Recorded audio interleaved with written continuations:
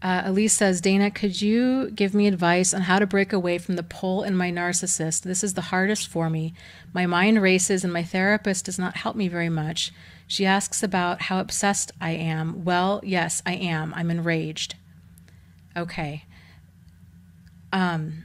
So I think so there's a thing called cognitive dissonance. And so okay, so let's go over this real quick. So cognitive dissonance is basically when we have mental distress over two conflicting thoughts. This is what keeps people doing things that don't make sense. It's why people get involved with online scammers and cults, and it's why they stay in abusive relationships. It's why people do all kinds of things that to outsiders don't make any sense. And it's what hooks us in, because our brain is trying to understand this person who has two very different sides to themselves. So here you have this person where the good times are really good, but then you have the bad times are really bad. And trying to reconcile that it's impossible, because that people don't have two radically different sides to themselves. And because that relationship deep down is meeting some sort of need. Generally, it has to do with a need of security or a need of feeling important or loved or safe. That if something that we're doing is meeting a need, and that need, especially if that need has gone unmet for any length of time, it's really hard for us to walk away from it.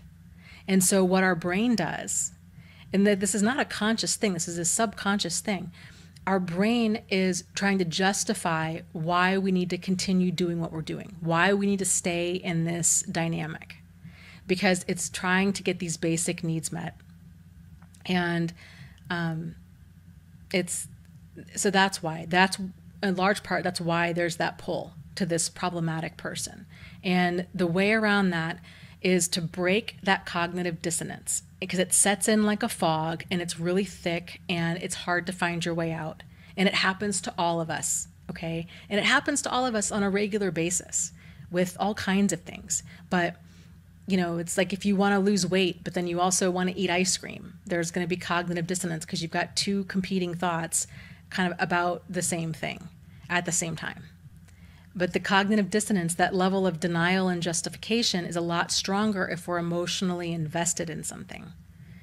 So to cut the cognitive dissonance, one thing that I encourage people to do is to make a list of like why this person is toxic, and to read it whenever you find that you're missing them. Because it's amazing the stuff that our brain will block out, that it will deny, is going on in order to get that need met.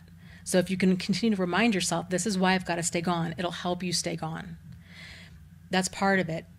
Feeling enraged about what happened, that I really believe that's a natural part of healing. It's normal that you feel enraged. You were incredibly violated by another person. You didn't know what you were getting into. You didn't see them coming.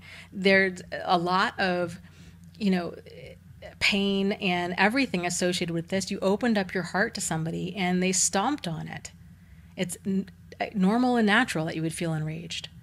And that is going to take some time to process that and work through it. And, again, you're in the support group. So support groups are great for this. Being patient with yourself and, just trying to work through it. If you don't feel like you have the rapport that you need with your therapist, you might want to consider finding a different therapist. If you feel like your therapist is trying to understand you, and that deep down that they are, this is a safe environment, and that they, that there's a lot of benefit for you to stay with that therapist, I would go in and let them know, this is what's going on. I'm feeling really traumatized and I just need to talk about this.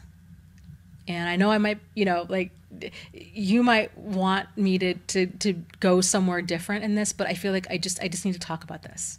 I need to get this out. Because it really is, it's part of that PTSD. It's that obsessive ruminating thinking. Lots of love to you guys. You are not alone. You are not crazy, and you really can move forward and heal from this.